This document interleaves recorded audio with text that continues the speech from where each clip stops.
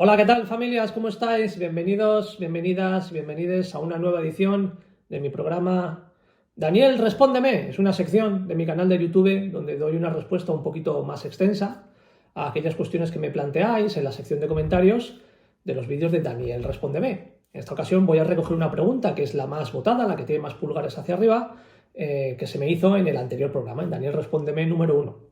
Ana López García me pregunta: Daniel, respóndeme. Buenas, mi hijo tiene 8 años y creo que cada vez queda menos para el momento de informarle sobre su diagnóstico. Es algo que me preocupa porque siento que es muy importante el cómo se lo traslade, las cosas que le cuente en ese momento sobre lo que es el TEA, CEA y un nivel que lo comprenda. ¿Podrías ayudarme con esas cosas que sí o sí tendría que trasladarle en ese momento? ¿Qué no decir? ¿Cómo hacerlo solos, en compañía de profesionales? Muchas gracias. Muchas gracias a ti, Ana, por la pregunta. De hecho, esto es una cuestión que es muy recurrente, que me preguntan muchísimas familias y creo que es una parte básica del proceso también de diagnóstico. Es decir, un diagnóstico no termina cuando tú recibes el informe, sino que tiene que haber un acompañamiento. En el caso de Peque sí es cierto que muchas veces evidentemente esa información no se traslada de primeras, bueno, pues porque el Peque es todavía muy pequeño, ¿no? Y todavía no ha llegado el momento adecuado. Es distinto que cuando es con adultos, ¿no? En el caso de Peques creo que es muy importante tener en cuenta varios factores. Para empezar, tenemos que esperar al momento adecuado. No podemos ni precipitarnos ni dejar pasar demasiado tiempo. Tenemos que estar atentos a ver cuándo es el momento adecuado para hacerlo.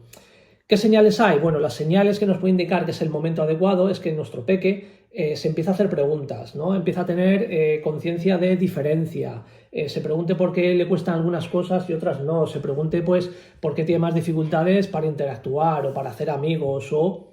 ¿Vale? Esta serie de cuestiones. Es importante que en ese momento ya intervengamos, porque si esperamos más, el peque va a intentar encontrar una respuesta a eso que le está sucediendo, ¿no? Y entonces las ideas que se le pueden ocurrir pueden ser tremendas, algunas que son absurdas y ridículas, pero que, bueno, necesita una explicación y si su familia no se la da, la va a buscar.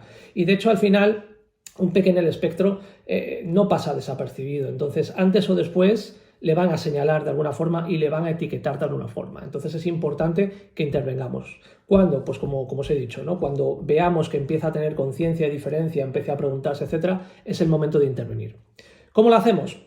Bueno, aquí me gustaría dividirlo en dos partes. Una es un poco el contenido que tenemos que comunicar y cómo hacemos ese proceso de comunicación. Para empezar, evidentemente, si nosotros comunicamos un diagnóstico, aunque sea con mucha buena intención, ¿no? Y esto es una cosa que a veces pasa con las familias, ¿no? Que con toda la buena intención del mundo pues cometen ciertos errores, ¿no? Si lo comunicamos desde un punto de vista como un diagnóstico patológico, psiquiátrico, hablando de déficits, síntomas, puntos débiles y lo que no puedes hacer, añadimos además palabras extrañas como síndrome de, nombre como Asperger, etc.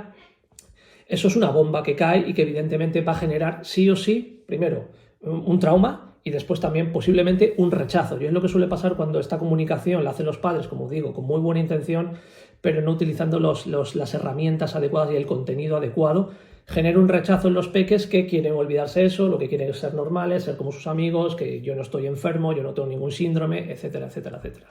Aquí hay un montonazo de anécdotas en ese sentido que he publicado muchas veces a lo largo de estos años en redes sociales, ¿no? Entonces lo tenemos que hacer de una forma distinta. Es muy distinta la aceptación que podemos obtener si lo hacemos desde una perspectiva de un diagnóstico de una condición neurodivergente, hablar de percepción distinta, no de síntomas sino de características, no de puntos débiles sino de puntos fuertes y de lo que sí puedes hacer, sin obviar aquellas partes en las que puedas tener dificultades, pero es muy distinto el enfoque si lo hacemos de esta forma. De hecho, es muy importante que esto sea conducido por un profesional, o bien que lo lleva como un profesional o que os conduzca a las familias un profesional, ¿vale? Hay que seguir un protocolo y es muy importante que todos los agentes y los entornos estén implicados. Hay diversos programas para hacer esto. Os voy a dejar por aquí uno que suelo utilizar yo con algunas variaciones, y es cierto que es un programa que está un poco obsoleto, la traducción al español no es muy adecuada y queda un poco capacitista, pero digamos que parte de la base de la aceptación de las diferencias en el entorno, en los individuos, y después habla de las nuestras, ¿no? y ver la riqueza que hay en la diversidad. Pero esto se tiene que hacer poco a poco. Es un programa que tiene una serie de fichas, una serie de ejercicios y se puede adaptar a todos los niveles. Es un programa, se llama Yo Soy Especial, I'm Special, de Peter Bernullen, y que al principio se hizo para peques, pero después ya se hizo una segunda versión también para adolescentes. Al final lo importante es que la etiqueta diagnóstica debe validar su condición y no su déficit. Es importante también hacer ver que hay una necesidad de hacer unas adaptaciones adecuadas, pero es importante saber que no estás solo.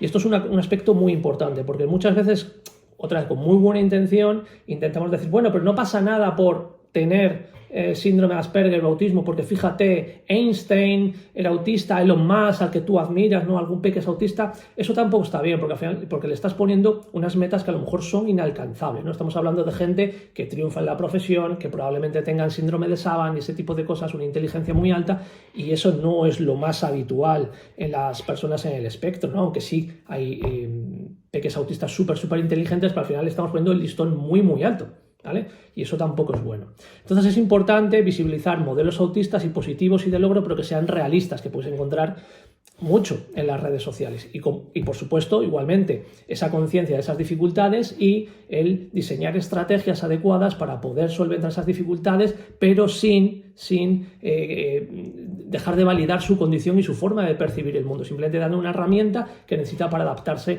a este mundo, ¿no? Entonces es súper importante eso. Desde algunas asociaciones incluso se han creado esos servicios de acompañamiento a gente que recibe el diagnóstico y que lo recibe de esa forma en la que sea el diagnóstico y se abandona. Es una de las cosas que nosotros trabajamos mucho, por ejemplo, y que comentamos en nuestro taller de diagnóstico, que el proceso de diagnóstico no acaba cuando se entrega el informe, tiene que haber un acompañamiento, tiene que haber una información. Esa información evidentemente no podemos pretender que se asuma de golpe, ¿no? Tiene que reflejarse en modelos reales, acompañado por gente autista en el espectro también real que les pueda entender, que pueda empatizar, etcétera. Entonces, bueno, como resumen, Ana, te diría que tienes que esperar al momento adecuado, hay que estar atentos ahí a ver cuándo es el momento adecuado y cuando sea actuar. Tenemos que actuar siguiendo este protocolo, que todo el entorno, los agentes que rodean al peque estén de acuerdo en la forma en la que le vamos a comunicar, cómo vamos a llamar a eso que es, a las dificultades que tiene, etcétera, porque ahí tenemos que ir todos a una.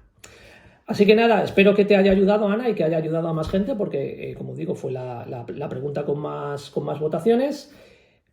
Seguiremos haciendo este programa. Escribidme en comentarios vuestras preguntas, que ya que tenga más votos, será en la que responda en el próximo programa, en Daniel Respóndeme número 3. Por cierto, suscribiros al canal, por favor, que según me dicen las estadísticas de YouTube, aquí están prácticamente la mitad de la gente que ve estos vídeos no está suscrita. Suscribiros porque así os avisará cuando subo un nuevo vídeo, podéis participar para crear esta serie de contenidos y ayudamos a que el algoritmo ayude a llevar información real y actualizada del autismo a todas las redes sociales que falta nos hace.